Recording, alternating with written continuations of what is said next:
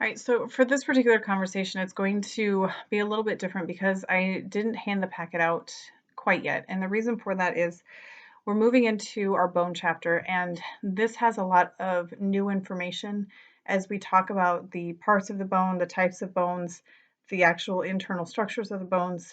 And so I wanted to chunk this into somewhat smaller pieces instead of giving it to you all at one time because it's a lot of information to take in.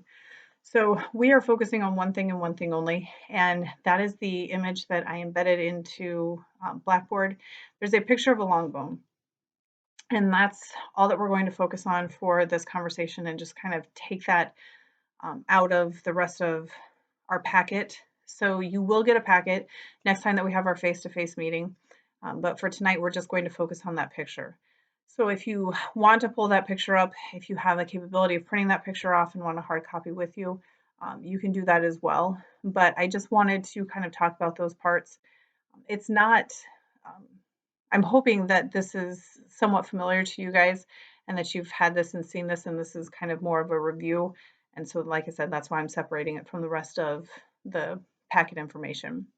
So if you have that picture of the long bone, I'm going to start with the information on the far left-hand side that talks about the different structures that you have of the bone.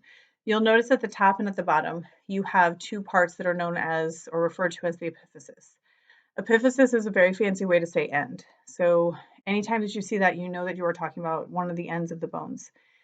And the particular image that you guys are looking at here is a picture of the femur, probably one of the most recognizable bones that we have in the skeleton. So total of 206 bones altogether. And this is the one that if you would show people a picture, they probably could tell you exactly what bone that was. It's the largest bone that we have in the human body, and that's part of what kind of helps make it so recognizable. And it also has some very distinct features to it, which will also help it to be very recognizable. But if you look at those ends, the top part is called the proximal end, and then the far part is known as the distal epiphysis. Proximal comes from the word proximity, which means that you are close to, and distal comes from distant, which means to be far away from. And so if you think about this particular bone, the top part of that picture, the proximal epiphysis, that head portion of the bone is actually going to be what attaches to the hip. So that is a ball and socket joint, and that is going to fit into the coxa bone and form that joint. So when we talk about proximal, we're talking about being closer to the core of the body. On the other end, we have the distal epiphysis, and that is going to be further away from. So this is actually the top part of the knee joint when you look at that end of the bone, but it's further away from the core of the body, and so it's the distal epiphysis. In the middle, showing the length of the bone, you have a structure that is known as the diaphysis, and that is going to, excuse me, that is going to give the length of the bone. You don't necessarily have a diaphysis in all bones. This would be a unique structure to a long bone. And we'll get into the different types of bones, but like I said, not all bones are you going to have a epiphysis or are you going to have a diaphysis. And then you have the metaphysis, which is going to be the transition between your proximal epiphysis and the diaphysis, or the diaphysis and the distal epiphysis. It's just that transition point between those two other areas. If you move over to the right-hand side, the structures that we have there, starting with the very top structure as well as the very bottom structure. You have what is known as the articular cartilage. And the cartilage is going to be located any place where you have two bones coming together. So 206 bones in the human body, all of them form a joint with another bone, with the exception of one, which is the hyoid bone, which you have in your throat. For all other bones, they are going to contain articular cartilage, which is going to be a protective cushion that you have so that where two bones come together, there's a little bit of that protection so that you do not have bone rubbing directly on bone. Because of how tough bone tissue actually is, if they were to be in direct contact with each other, they would actually grind each other down and wear away, and it would happen very quickly. So that protective cartilage is going to be there to prevent that from happening. Now, through normal wear and tear, you can work that cartilage away. So if you have a job or a sport or activity that you do where you are using that same joint repetitively, over time you can wear that cartilage away, and then you do get to a point where you have that bone coming in direct contact with bone. So when you hear about people dealing with arthritis and things like that, that is because that cartilage is starting to get worn away and it's not able to protect the way that it is intended to. The next two terms that I want you to find on your bone refer to spongy bone and compact bone. Now, these two terms are referencing the position or the design of the bone cells. With spongy bone, the name is a little bit deceiving. It has the appearance of a sponge, it does not have the texture of a sponge. So with spongy bone, the cells are still very fixed, they are very tough, they are very durable, but they are spaced out enough to where with the naked eye, you can see holes and pockets between the bone cells. In compact bone, they are mashed together. They're in very close proximity to each other, and they are so close to each other that you cannot see any gaps or spaces between the bone cells with the naked eye. Now, typically we see spongy bone, and it's going to be in the area of wherever you have an epiphyseal line. So you'll notice on your image that there is a fine white line that runs from the left to the right side through the proximal epiphysis.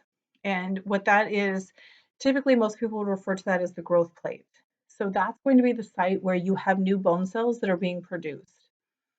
And so as those new bone cells are being produced, they are immature. They still have growth and development to go through. And so you don't want them to be tightly packed together because they're going to grow. And so by having those holes and those pockets between those bone cells in that spongy bone area, it gives them the space that they need in order to be able to grow and mature. As they go through that maturation process, and new bone cells are coming in behind them, those bone cells will start to get pushed away from that epiphyseal line.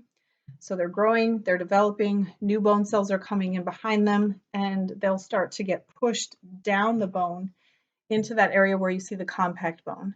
By the time they make it to that region in the diaphysis, they are fully mature bone cells. And so now they're not going to grow in size anymore. They can get pushed up against each other and be very close to one another. Now, this is another thing that is unique to the long bone. You do have spongy bone and compact bone in your other bone types, but their exact location is going to vary a little bit. So it's not always going to be at the ends the way that you see it in this particular bone. But just understand that no matter where it happens within the bone itself, spongy bone, large open pockets between the bone cells, these are your new bone cells. And then compact bone, these are your older, more mature cells. And so they get packed in a little bit closer to each other. The growth plate that you guys have in your bones is going to be of big concern, especially if you have a bone break, and that bone break happens in a child or a adolescent who is still growing and developing. The epiphyseal line is going to be the site where new bone cells are being produced for that bone to increase in length. So if you have an injury that damages that growth plate, during the repair process, no new bone cells are being produced for length. Everything is going to be devoted to repairing the bone and taking care of that bone break.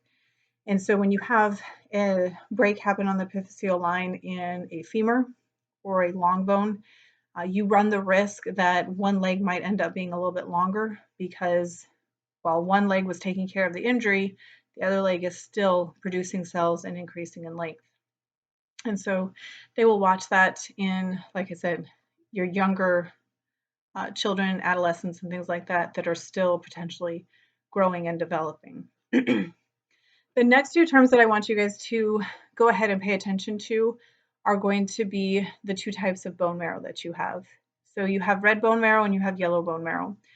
The reason that we have two different types is your red bone marrow is going to be made up predominantly of red blood cells.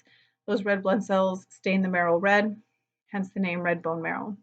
On the other side, you have yellow bone marrow, which is primarily made of fat cells, and fat has a yellow tint to it, and so you have yellow bone marrow.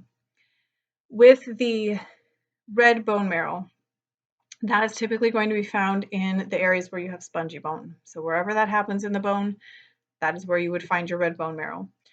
The yellow bone marrow tends to be more in the area of the medullary cavity, and that's another label that you guys have on that sheet. The medullary cavity is an open space that you have in the bone, and that is going to be filled with the yellow bone marrow.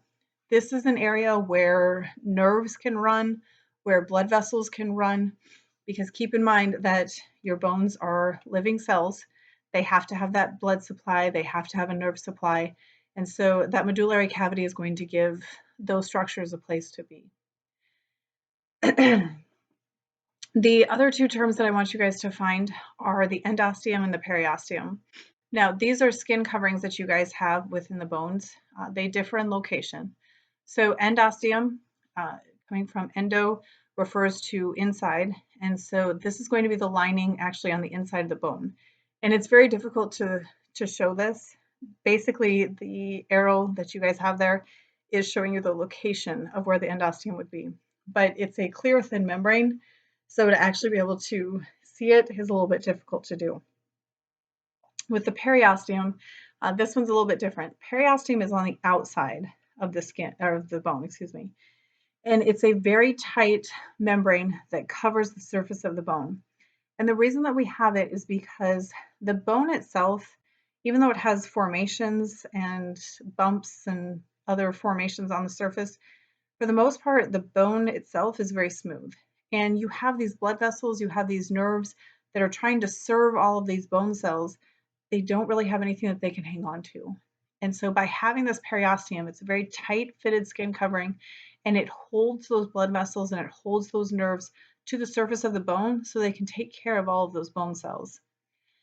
If you've ever had somebody or heard of somebody having a bone bruise, what actually happens is if you look at that image, you'll notice those blood vessels running underneath that periosteum.